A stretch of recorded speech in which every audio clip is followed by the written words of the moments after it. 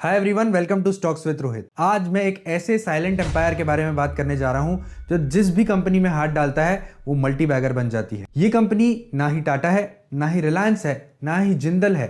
ये कंपनी का नाम है द मुरुगप्पा ग्रुप। कंपनी ने 1900 से अपना बिजनेस चालू किया और ये 125 साल की लेगेसी आज मैं आपके साथ इस वीडियो में डिस्कस करूंगा कि कंपनी की स्ट्रैटेजी क्या होती है, कंपनी ने अपना मैनेजमेंट कैसे संभाल के रखा हुआ है और क्या क्या चीज़ हम इस पर्टिकुलर ग्रुप से सीख सकते हैं। ये आज का वीडियो बहुत इंटरेस्टिंग होने वाला है, आप लास्ट तक देखिए। लगभग मैंने आपके लिए 14 स्लाइड्स की पीपीटी बनाई है जहां पर हम डिस्कस करेंगे एक एक पॉइंट, एक एक कंपनी के बारे में जो इन्होंने एक्विजिशंस किए, क्या इनको चैलेंजेस आए इनके पूरे 125 साल के कार्यकाल में, सब कुछ देखेंगे।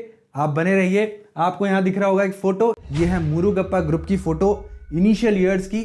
यहाँ पे लिखा हुआ है 125 ईयर ओल्ड लेगेसी, मतलब 1900 से 2025 तक के अभी तक के चल रहा है। 4 लाख करोड़ का टोटल मार्केट कैप है, 29 बिजनेसेस हैं, yet they stay out of headlines. मतलब आपने इनका नाम ज्यादा नहीं सुना होगा, ज्यादा इनके बारे में चर्चा नहीं सुनी होगी, क्योंकि कहीं ना कहीं ये लोग एक साइलेंट एम्पायर बिल्ड कर रहे हैं। कभी कभी चुप रह के भी अपना एम्पायर बनाया जा सकता है, और जितना आप जहां पर न्यूज में आएंगे, जितना आप यहां पर एनालिस्ट की नजरों में आएंगे, उतना ही आपका काम खराब होते जाएगा।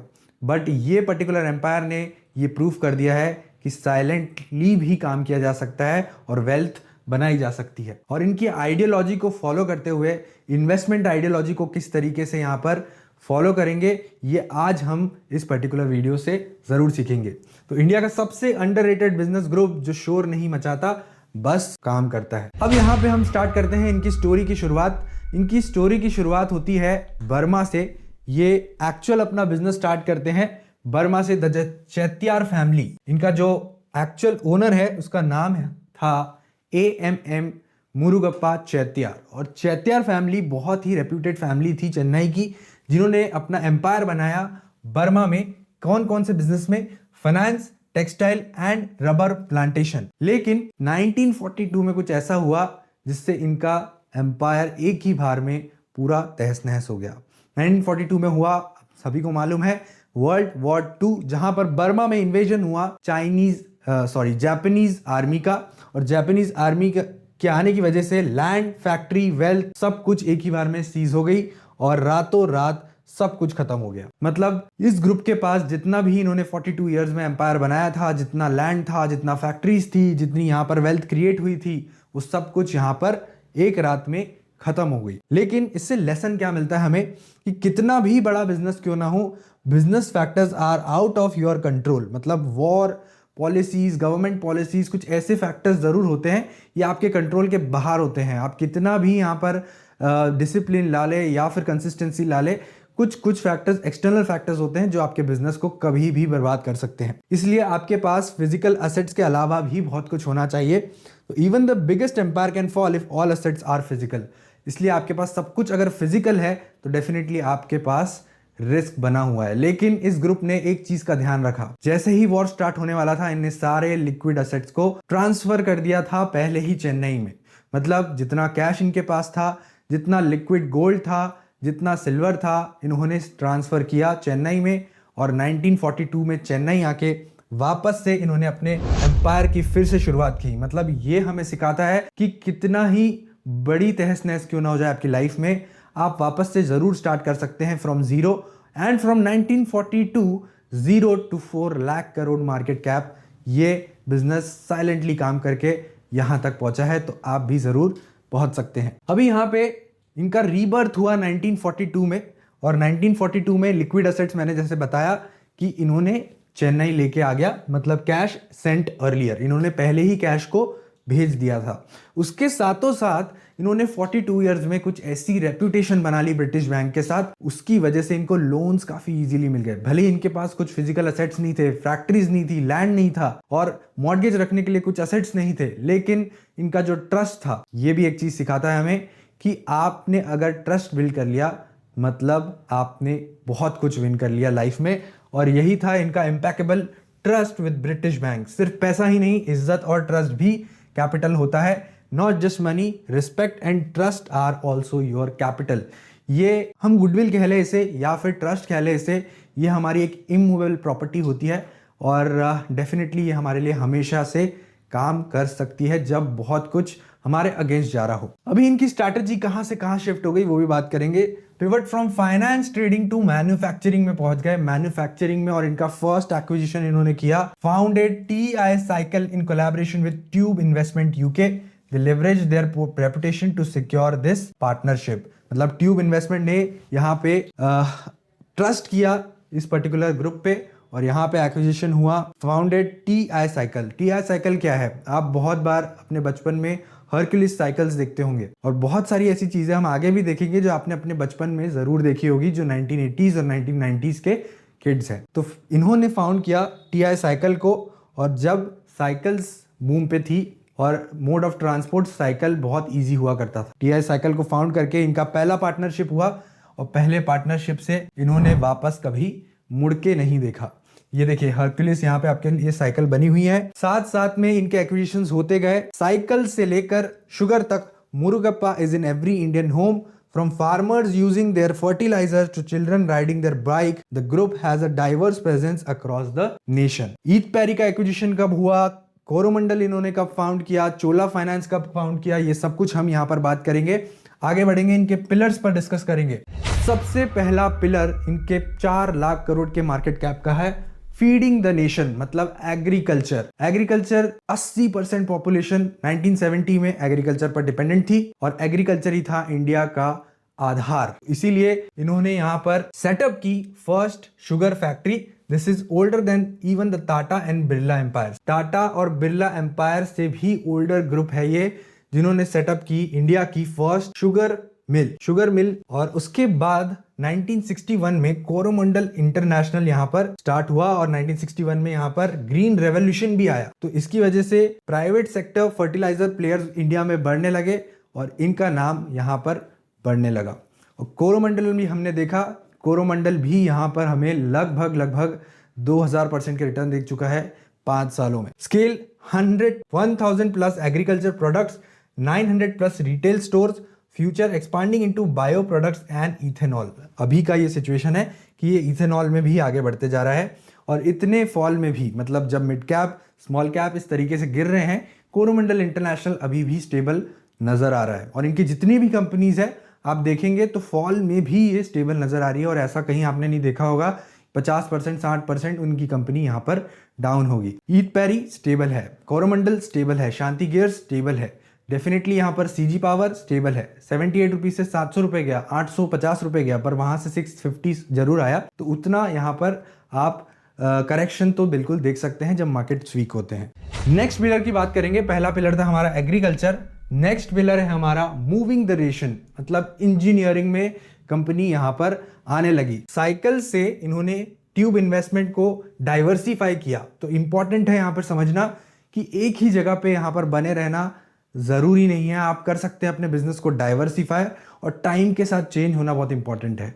ये इनका एक ड्रॉबैक जरूर है, हम आगे डिस्कस करेंगे कि टाइम के साथ मुरुगप्पा ग्रुप थोड़ा सा स्लो मूवर है। लेकिन अगेन जब 1960s 70s का टाइम था तो ट्यूब इन्वेस्टमेंट में इन्हें डाइवर्सिफाई किया और एक्चुअल यहाँ पर प्रिसीजन ट्यूब, चेन और कार कंपोनेंट भी बनाना चालू कर दिया, जिसमें इन्होंने एक और कंपनी फाउंड की, कार्बोरंडम एंड शांति गियर्स। अभी कार्बोरंडम एंड शांति गियर्स यहाँ पे आपको प्रिसीजन गियर्स बनाता है पावर सेक्टर में शांति गियर, और कार्बोरंडम यूनिवर्सल बनाता है एब्रेसिव एंड सिरेमिक्स। अब हो गया इनका clear diversification. They moved up the value chain to make parts, precision tubes, chains and car components. तो कहीं भी ये ग्रुप रुका नहीं और इनका थर्ड पिलर आ गया सामने जब इन्होंने अच्छा पैसा बना लिया। पहले एग्रीकल्चर को टारगेट किया, दूसरी बार इन्होंने मैन्युफैक्चरिंग को टारगेट किया, मैन्युफैक्चरिंग के साथ अपर मूव करते गए चेन में, और साथ में जब पैसे बन गए तो पैसे को मल्टीफोल्ड करने के लिए इन्होंने खोला चोला फाइनेंस ग्रुप में आ गए।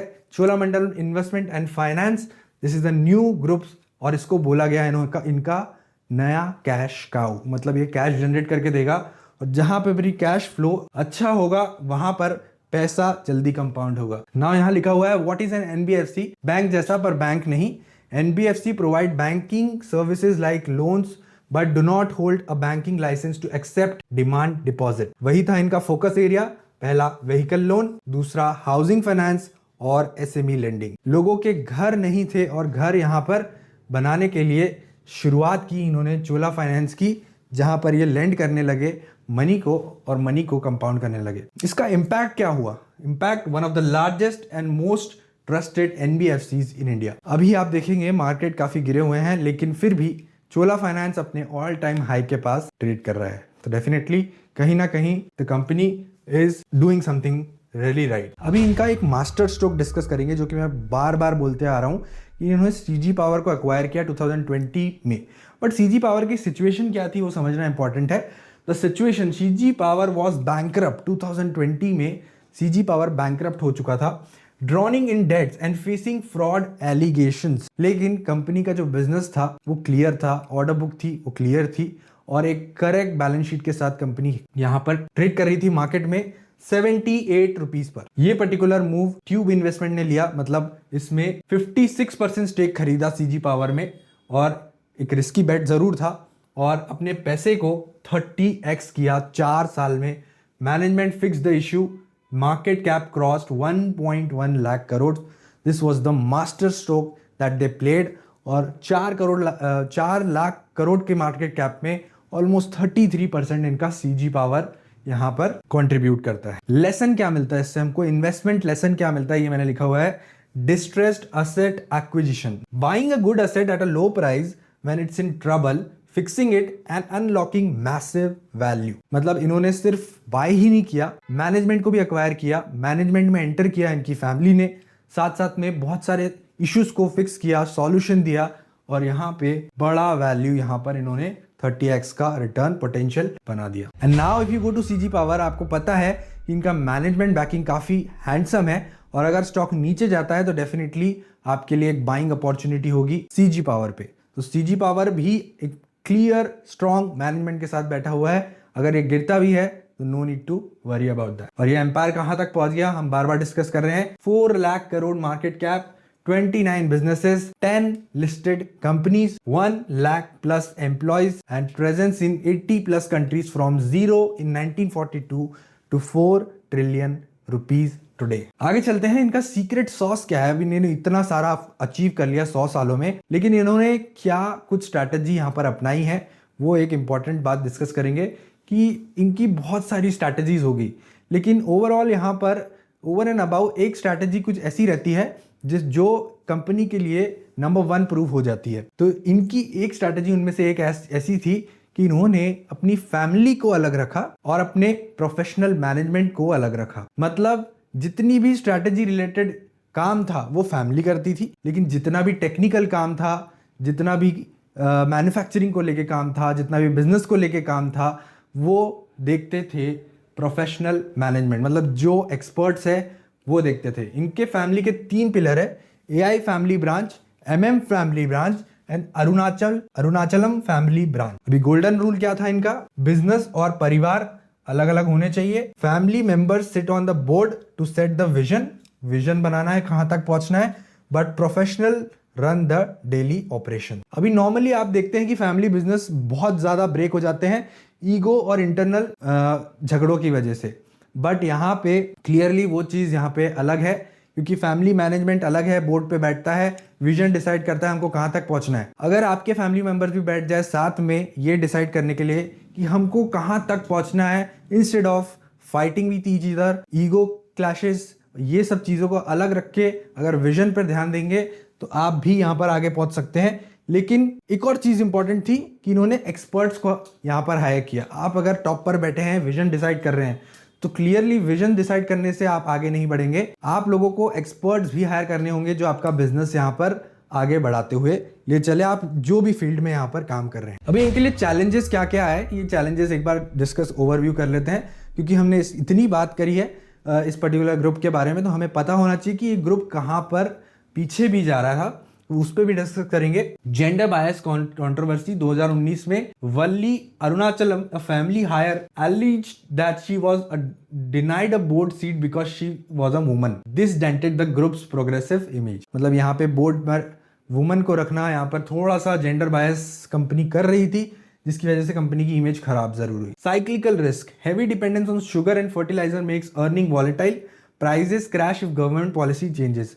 ये तो हर बिजनेस में आपको देखने को मिलेगा। Conservative mindset, historically late to adopt a new technology compared to peers like Tata और Mahindra, often seen as slow movers. और ये मैंने बात करी आपसे कि इस ग्रुप को थोड़ा स्लो मूवर भी कहा गया है लेटली, बिकॉज यहाँ पर 2000 के बाद जो new technologies I, for example AI I, EV आई और बहुत सारे मोबाइल फोन टेक्नोलॉजी आई, लेकिन इस ग्रुप ने यहाँ पर थोड़ा स्लो मूव किया।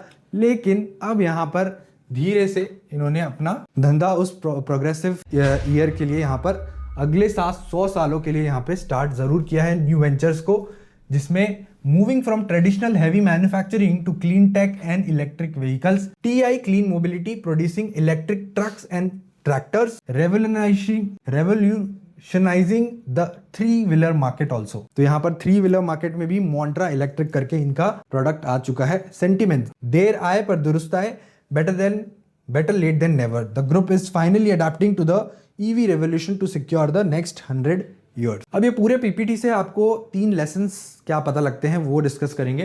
पहला है resilience. Lost everything in Burma, लेकिन rebuild from zero in India. Never let external failure define your internal capability. अभी यहाँ पे एक एग्जाम्पल मैं लेता हूँ। मार्केट्स 1.5 साल से बहुत गिर रहे हैं, लेकिन ये है एक्सटर्नल फैक्टर। ट्रम्प आए, ट्रम्प ने पॉलिसीज लाई, टैरिफ लगाया, बहुत कुछ हुआ, ग्लोबल अनसर्टेनिटी हुई, गोल्ड के प्राइसेस हाई हो गए, इक्विटी डाउन जाने लगी। लेकिन आपके एक्सटर्नल फैक्टर्स आपकी इंटरनल कैपेबिलिटी को यहाँ पर डिसाइड नहीं करेंगे। सिचुएशन खराब हो सकती है, लेकिन अगेन अगर सिचुएशन जैसे ही ठीक होगी, आपकी इंटरनल कैपेबिलिटी सामने आनी चाहिए और वहां से आप रेजिलियंस सीख सकते हैं इस ग्रुप से, जो कि 1942 में जीरो हो चुका था। जीरो होने के बाद इन्होंने जो ट्रस्ट बिल्ड किया हुआ था फॉर 42 इयर्स, उनको वो काम आया, जिसकी वजह से लिवरेज मिला इन्हें। लिवरेज मिलने की वजह से एक्विजिशन हुआ TI साइकिल का, और यहाँ पे कंपनी आज आपके सामने 4 लाख करोड़ के मार्केट कैप के साथ खड़ी हुई है। दूसरी बात, एक ही एक बिजनेस में काम करने से आपका बिजनेस एम्पायर बड़ा नहीं होगा। हमने हर बड़े